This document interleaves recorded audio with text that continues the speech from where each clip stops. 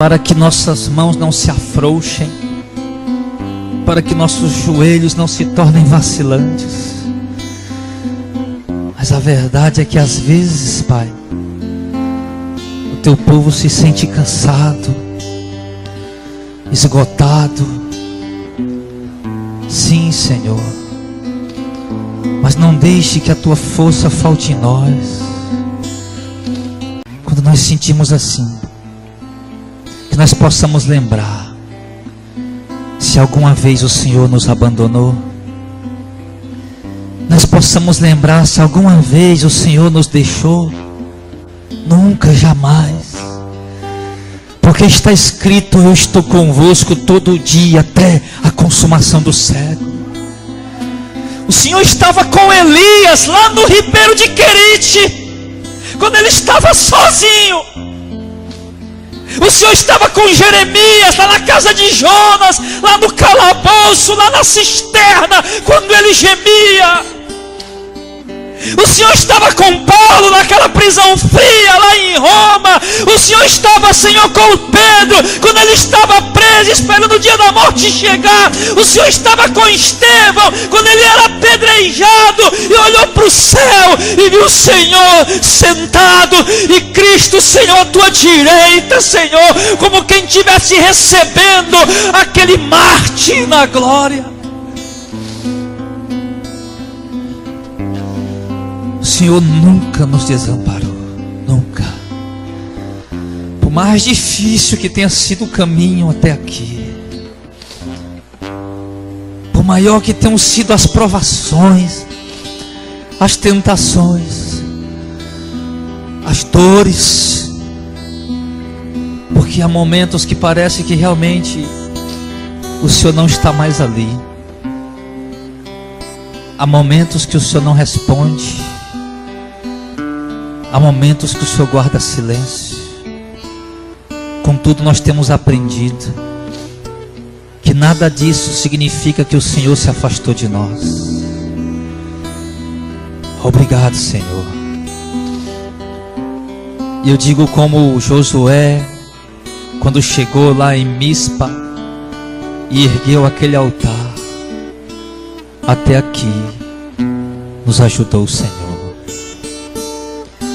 E digo quando Moisés, quando pararam no Monte Sinai para receber as leis, e o Senhor vendo a rebeldia do povo e disse a Moisés: eu não irei mais convosco. E Moisés disse: Senhor, se o Senhor não for conosco, nós não vamos sair daqui,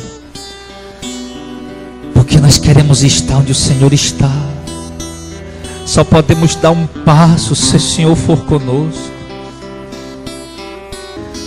Cada passo que damos não é subindo o degrau da fama, da glória terrena, mas é subindo simbolicamente os degraus do céu, até que um dia cheguemos à porta e ela seja aberta, e possamos ouvir o estrondar da voz do Senhor dizendo: venham benditos de meu Pai, e tomem posse do reino que eu preparei para vós antes da fundação do mundo. Console nossos corações, Senhor, e abençoe as nossas vidas. Fale conosco nessa manhã a tua palavra. Instrua-nos, ó Deus, porque desejamos te ouvir e aprender do Senhor. Em nome de Jesus. Amém. Está escrito em Romanos 5, verso 1 e 2: sendo, pois, justificados pela fé, temos paz com Deus, por nosso Senhor Jesus Cristo, pelo qual também temos entrado a essa fé pela graça, na qual estamos firmes, e nos gloriamos na esperança da glória de Deus. Eu quero falar um pouco nessa manhã, de forma breve e sucinta, rapidamente, sobre a nossa justificação, sobre a fé que nos justifica, sobre a nossa união com Deus por meio do Senhor Jesus. O texto, irmãos, diz claramente que o homem é justificado pela fé. Logo nós entendemos uma coisa: muito importante, que se apenas nós somos justificados pela fé, significa que nós não estávamos justificados, que nós éramos pecadores separados de Deus, que nós vivíamos, por melhor que fosse nossa conduta, não bebia, não fumava, não se prostituía, não ia aos forrós da vida, melhor que fosse a sua conduta, você era um ímpio condenado ao inferno. Contudo, você alcançou a justificação, não que você tenha ido à procura dela, mas porque o próprio Deus te justificou. E Ele fez essa justificação pela fé. E essa fé é a fé que temos em Cristo. Ou seja, qualquer pecador, por quem Cristo morreu, pode ser justificado. Justificado é declarado justo, é ter seus pecados absolvidos, ter seus pecados removidos, seus pecados apagados, extintos, extinguidos, esquecidos, jogados no mar do esquecimento, de modo que Deus não lembra mais.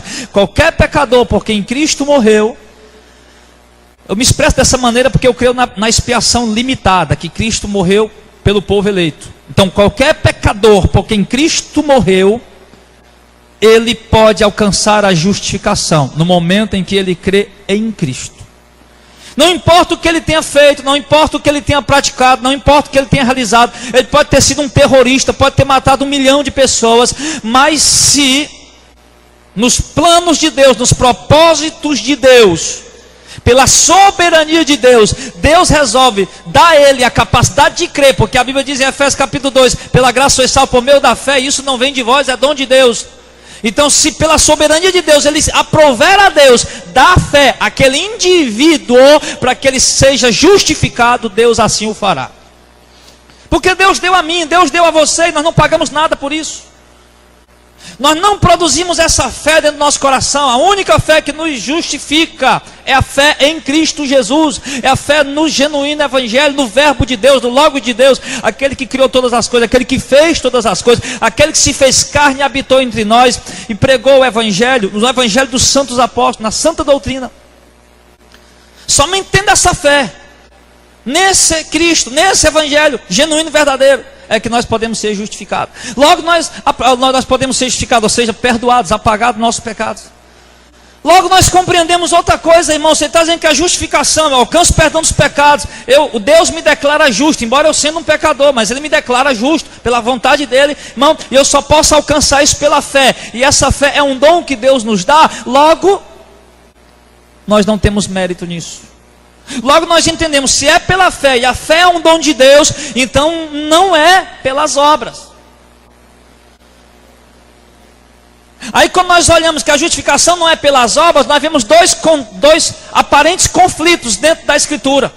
Primeiro nós vemos Paulo dizendo que ninguém é justificado pelas obras, lá em Romanos.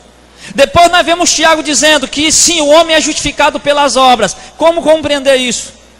Paulo está dizendo que ninguém é justificado pelas obras, as obras da lei, as obras ritualísticas, as obras cerimoniais.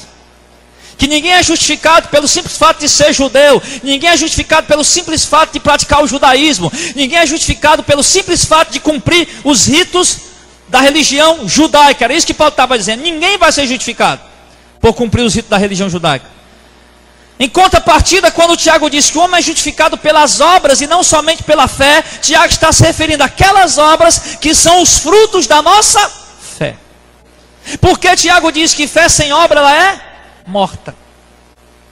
Logo, se eu tenho a fé em Cristo, a fé salvífica, logo eu preciso também ter obras que acompanhem essa fé. E então nós entendemos que a nossa salvação não depende nem das nossas obras, em cumprir obras religiosas do judaísmo. Ninguém vai ser salvo por cumprir obras religiosas do judaísmo, porque guarda sábado, porque paga dízimo, porque sacrifica cordeiro. E o homem também não vai ser salvo por praticar a fé piedosa e a fé misericordiosa, como distinguiu John Wesley. Eu aprendi ontem com um professor lá da faculdade, que é wesleyano. E ele diz que ninguém vai ser justificado por praticar as obras piedosas e as obras misericordiosas. E as obras piedosas qual é? É aquela que a pessoa ora, a pessoa lê a Bíblia, a pessoa jejuma. Obras piedosas. O islamismo leu ao Corão, ora e jejuma. Os católicos praticantes fervorosos leem a Bíblia, interpretam do modo deles, oram e jejumam. Mas as obras piedosas em si não podem garantir a nossa salvação. E as obras misericordiosas, que são as obras nas quais nós ajudamos as pessoas necessitadas. Nós ajudamos uma pessoa que está passando dificuldade, necessidade, privações, e você vai lá e faz uma coisa por aquela pessoa. Obras misericordiosas também não pode garantir nossa salvação. Nenhum tipo de obra pode garantir a nossa salvação. Todavia, porém, as obras piedosas, oração, leitura bíblica e vídeo de oração, faz parte da vida do crente convertido, do crente que vai ser salvo. As obras misericordiosas, ajuda do pobre, do necessitado, socorrer o aflito, o irmão, faz parte da obra do crente salvo, do crente convertido. Ele não faz isso para alcançar a salvação, ele já está salvo, ele já está justificado porque ele crê em Cristo. Ele faz isso como fruto da salvação dele. Por isso o apóstolo Paulo está dizendo aqui, irmão, que nós somos justificados pela fé somente. Somente, unicamente pela fé. Pastor Jardel, o que é que justifica o homem? As boas obras? Não. Pastor Jardel, o que é que justifica um homem? A prática piedosa? Não.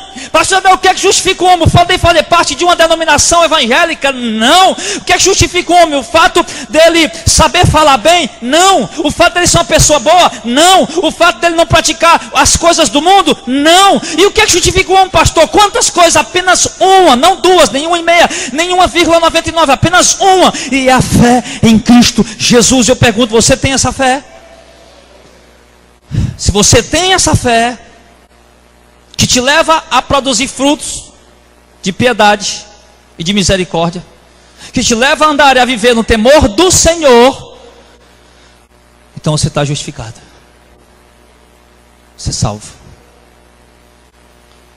E no momento que você é justificado, você é salvo, você é selado com o selo do Espírito Santo, o selo da promessa. Na linguagem da agricultura, nós dizíamos que você foi ferrado, marcado, registrado, no termo civil, registrado.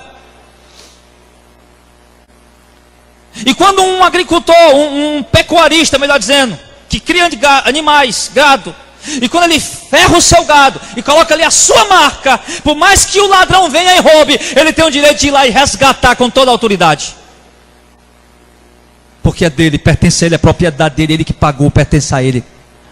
Assim é você nas mãos de Jesus Cristo. Ninguém pode te roubar, ninguém pode te levar. Contudo, por quê? Porque você foi comprado pelo sangue de Cristo. Contudo, se fosse possível ao Satanás te roubar, ainda assim Deus iria te buscar.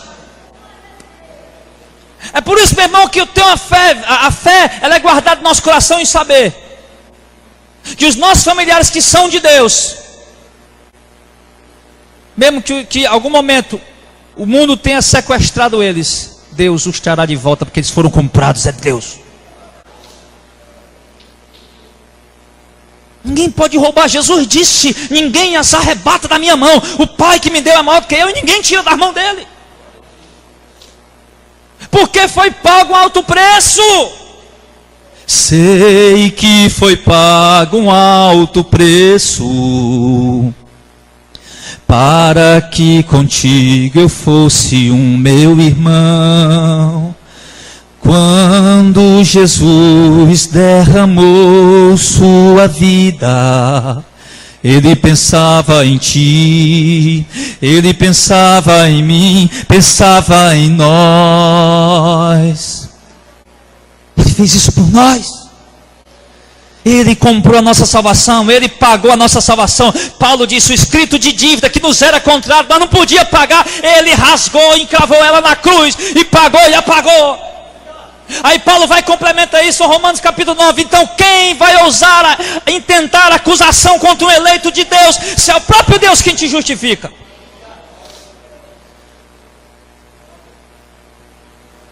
Quem vai tentar acusar um eleito de Deus, se é Deus quem te justifica?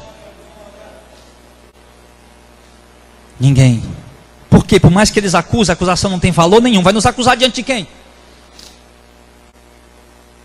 É como um menino que corre: mamãe, o Zezinho lá na escola jogou uma pedra para mim.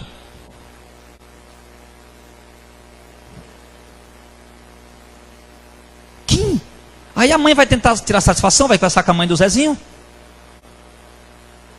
Mas com Deus a coisa é diferente. Com a salvação a coisa é diferente. Quem vai chegar para me acusar? Vai me acusar diante de quem? Diante do promotor, diante do juiz? Isso não vai valer nada.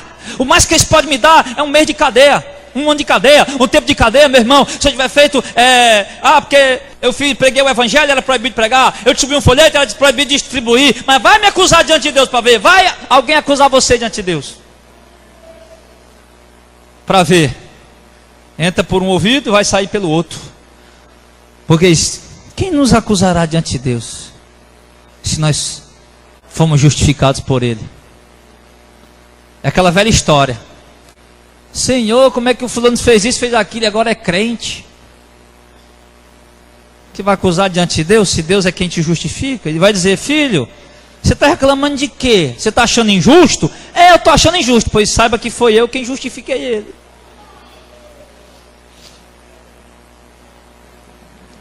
E por que o Senhor fez isso? Porque Ele creu no meu filho, no meu evangelho, na minha palavra.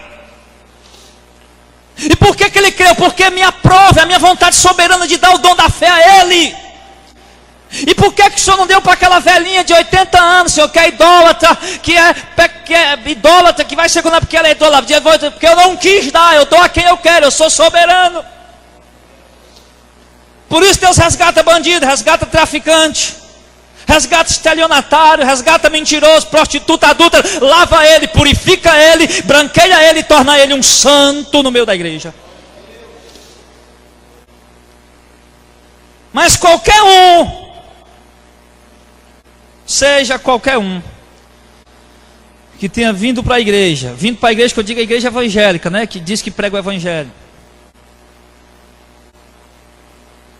mas que viva da mesma forma como vivia, que pratique as mesmas obras que praticava, que seja o mesmo mentiroso, o mesmo moral, o mesmo pervertido, o cara que nunca mudou, ele só anda embaixo do braço, bota gravado no pescoço, dá glória a Deus, aleluia, se batiza, toma santa ceia, ele não passa de um condenado. Não houve mudança, não houve transformação, não houve novo nascimento, regeneração. E eu quero lhe dizer, eu quero lhe informar e fique bem informado: onde o Espírito de Deus habita, há inevitavelmente regeneração. Onde o Espírito Santo de Deus habita, há inevitavelmente novo nascimento, transformação. Se não tem transformação, aí eu sou um eleito, eu sou predestinado, eu sou calvinista. Vai para o inferno do mesmo jeito. Por quê? Porque o Espírito de Deus não está aí. E por que você disse que não está? Porque a Bíblia diz que o fruto manifesta quem é a árvore. Obras da carne levam à condenação. Paulo é claro em Romanos 8. Obras do Espírito levam à vida eterna. Isso por quê? Porque mostra quem tem o Espírito, quem não tem o Espírito. Então, meus amados irmãos, nós somos justificados unicamente pela fé. E quando nós somos justificados pela fé, nós temos paz com Deus. Olha só. Isso quer dizer que nós não tínhamos paz com Deus. Nós éramos inimigos, separados, mortos, condenados. Mas agora nós temos paz com Deus. Nós temos paz com Deus, estamos unidos com Deus por meio de nosso Senhor Jesus Cristo, né? Por nosso Senhor Jesus Cristo. Ou seja, Ele é a ponte, Ele é o caminho, Ele é a verdade, Ele é a vida. Ninguém chega ao Pai se não for por Ele. Ele nos uniu com o Pai. A Bíblia diz que Cristo é o cabeça da igreja, que Cristo é a própria igreja lá no céu, à direita do Pai. E a igreja é o próprio Cristo aqui na terra. Olha como é tremendo isso. Claro. Onde é que um dia, olhando para a irmã Valda ali, onde é que um dia a irmã Valda vai dizer: Danilo, eu vou ali comprar o pão. Ela deixa a cabeça dela na mesa e vai só com o corpo? Não dá. Se ela fizesse isso, o Danilo saia correndo dentro de casa. mesmo jeito é Cristo e a igreja. Não tem como Cristo separar a igreja. Nós estamos assentados nas regiões celestiais em Cristo Jesus, a Bíblia garante isso. Ele está lá, nós estamos com Ele lá. Ele vive, Paulo disse, Ele vive para interceder por nós. E nós vivemos aqui para batalhar por Ele, pelo Evangelho dEle, pela verdade dEle, não por nós mesmos, como diz Paulo, mas pelo Espírito que habita em nós, que Ele nos deu. Então, irmão, nós éramos inimigos, estávamos afastados, e agora estamos próximos, porque cremos em Cristo, estamos próximos do Pai, reconciliados com o Pai. E nós temos entrada pela fé em Cristo a essa graça da salvação, de estar próximo de Deus, salvo. Então, ele, no final do verso número 2, então, nessa graça nós estamos, na qual estamos firmes. Pelo qual também entramos, temos entrada pela fé a esta graça, a graça de nos reconciliar com Deus, a graça da salvação. Nós temos entrada à salvação pela fé em Cristo, na qual estamos firmes.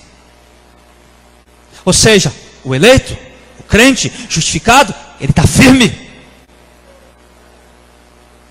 Ele está firme. Mas que ele passe lutas, combates e embates, mas ele está firme. Quando eu digo firme, irmão, não me refiro a uma placa de igreja. Você sabe o que quer dizer firme? Firme no Evangelho. Firme na verdade. Firme na palavra. Firme nos caminhos do Senhor, firme na genuína doutrina, na genuína mensagem. Ele diz, então, na qual estamos firmes. O crente eleito, o crente salvo, o crente justificado, ele tem firmeza na sua fé. Ele tem firmeza nas suas convicções com Deus, com a palavra. Ele está disposto a abrir mão de tudo que ele aprendeu, para poder aprender Cristo, para poder aprender a verdadeira palavra de Deus. Ele diz, e também nós nos gloriamos na esperança da glória de Deus. Não nos gloriamos na lei? Não nos gloriamos nas obras da lei? Não nos gloriamos em nossas boas obras, em nossas práticas piedosas e misericórdias. Nós nos gloriamos em Deus. Nós nos gloriamos na esperança da glória de Deus. A esperança, eu já falei para os irmãos, é a expectativa viva, com alegria. É nutrir expectativa com alegria, por algo que se espera. Nutrir, alimentar uma expectativa com alegria, com prazer, por algo que eu estou esperando. Isso é esperança. Então nós nos gloriamos na esperança da glória de Deus. E a glória de Deus eu poderia, no contexto que eu estou lendo aqui, poderia distinguir ela em duas situações. A glória de Deus, de estarmos unidos a Deus, não sermos mais inimigos, mas unidos a Deus por meio de Cristo. E a glória de Deus, a salvação eterna, a vida eterna. Então nós nos gloriamos nisso. Estarmos unidos a Deus não porque merecemos, mas pela fé que Ele nos deu para nos unir a Ele. Pela morte de Cristo na cruz do Calvário para nos unir a Ele. Cristo morreu para nos salvar e ressuscitou para nos justificar. E a glória de Deus, porque quando tudo findar, nós iremos morar com Ele na eternidade, na glória.